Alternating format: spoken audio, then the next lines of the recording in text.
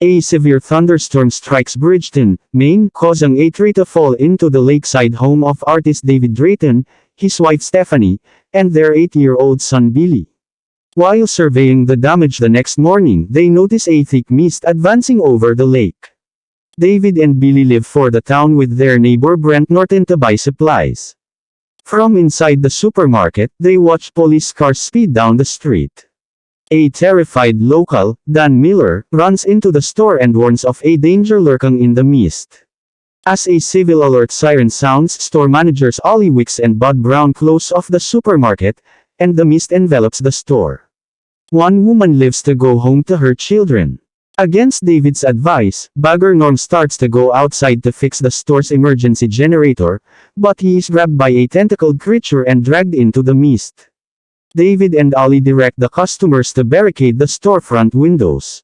Mrs. Carmody, a religious fanatic, begins preaching about an impending Armageddon. Brent disbelieves the dangers of the mist and leaves the store with a small group to seek outside help. His group is attacked by an unseen force and presumably killed. David forms connections with several people in the store, including Amanda Dunfrey and Irene Repeller, two teachers who came into conflict with Carmody over her religious take on the ongoing disaster. Amanda carries a revolver in her purse and gives it to Ollie, who is a former regional shooting champion. As night falls, enormous flying insects, attracted to the lights, swarm to the store windows and are preyed on by pterodactyl-like creatures. One of the predators smashes a window, allowing both species inside. In the ensuing panic, 2 people are killed while another receives fatal burns while attempting to incinerate the insects. Meanwhile, Carmody is miraculously spared from an insect, which convinces her to proselytize more fervently and gain followers among the survivors. A small group led by David goes to the neighboring pharmacy in search of medical supplies but is attacked by giant spiders that kill 2 men, forcing them to retreat. Carmody, who had opposed the expedition, uses this failure to increase her influence by offering protection from divine wrath to new converts.